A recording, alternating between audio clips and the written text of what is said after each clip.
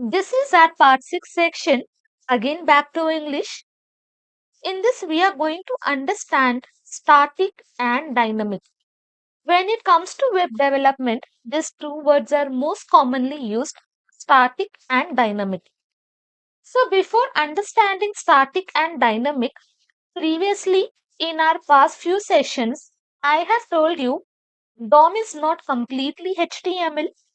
Whatever elements we are having in HTML doesn't mean that that completely forms DOM, because using JavaScript we can add elements, we can create separate elements, we can add inside our HTML code, we can do lot of stuff using JavaScript. So that is the reason I have told you DOM is not complete HTML, because later on we can add multiple elements inside our DOM. And also it doesn't mean I can just add the elements, I can modify elements, I can delete elements, I can access elements, I can do lot of stuff using JavaScript. So to do that, we have this DOM. Using this DOM, we are going to access, modify, delete, add all the stuff we are going to perform using this DOM. So in this part 6 section, whatever I am going to teach you, that will help you in creating dynamic website.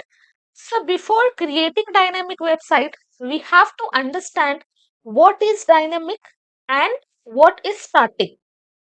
We have seen how to access element using classes, using tags, using query selectors, using IDs, using all those things. We were able to access the elements, and also we were able to use that content, modify the stylings, add the stylings.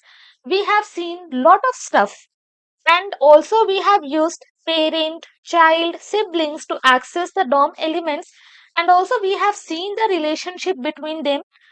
We have understood what are ascendants and what are descendants as well. This all topics, whatever we have learned, that is fine, but you should be knowing how to create elements inside the DOM. Once you learn how to create elements, then by yourself you will understand how to modify elements and how to make your website more interactive to the users who will be visiting there.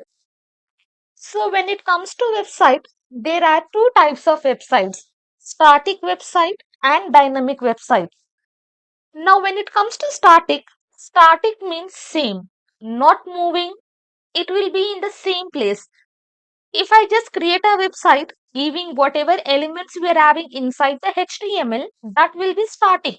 I cannot add the elements, I cannot click on the buttons, I cannot modify the elements. Static means same. I am just creating like a template, and later on I am just not adding anything, I am not modifying anything. That is called as static. So these websites are mostly created only for practice purpose, but in real world static websites are not at all used, because every website whichever people are creating, whichever developers are creating, that should be interactive to users. So to add interactivity, we will be creating dynamic websites. In dynamic website, we can add the elements, we can modify the elements, we can change the stylings, we can click on the buttons, we can create the forms, we can do lot of stuff which cannot be performed in static website. So static website, if you just want to learn HTML and CSS, then you can just create some static website, and whatever technologies you want to learn in future, you can go with that. But if you want to completely become web developer, then you should be having a skill of creating dynamic website. Because without dynamic website, definitely first thing you're not going to get any job, because if the developer is not able to create dynamic website, then they are not going to hire you, because that is the most important skill every web developer should be having. They should be creating dynamic website. Suppose if I just take an example of Amazon website, there also complete functionalities. We can check the items, we can add to the cart, we can check the cart, we can do lot of stuff, that is all dynamic. If the Amazon person has just created static website, then Amazon website would have become useless. We just have to visit it. We cannot perform any actions. We cannot interact with the website. We cannot search anything, search items. We cannot do anything. So that is the reason dynamic websites are most popular and mostly used these days. So if you want to become web developer, and I am sure if you are learning JavaScript here, that means you want to become developer and you are interested in creating dynamic website.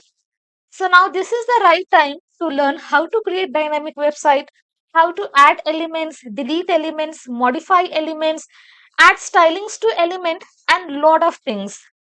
So that's all for this session. Next, we are going to start with creating elements. We will understand what are the methods to create elements and so on.